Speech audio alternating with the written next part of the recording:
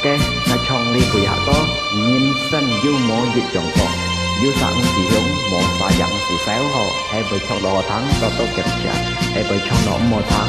to nhận điều họ hay chạy khác hay cho sắp nhà lùi hè to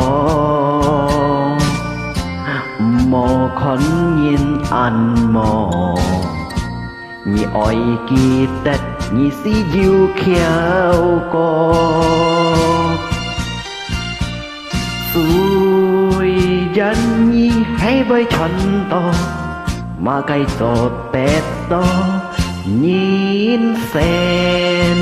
diêu mò giá dịt dòng có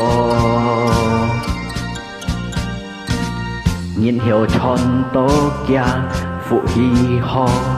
nhìn sen thề khéo ra mô này ho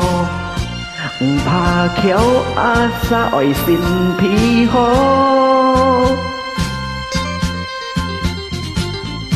nhìn yêu con có pha mô ba nhiệt vùng nhìn ra hay mô yêu con ba nhiệt ho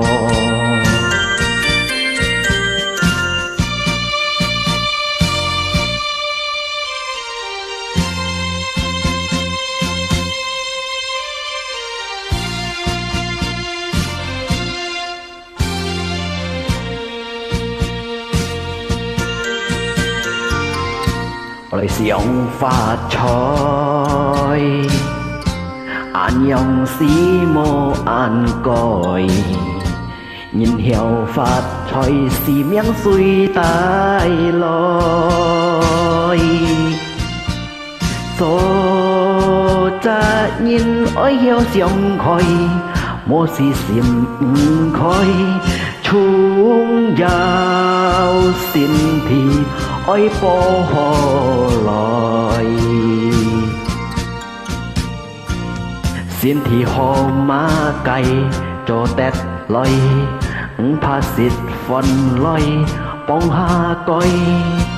yang có nhí xịt bông phòng mô bông chói đưa ra đèn lòi du lui sang hi loi mò kỳ bẹt nhà cây già oi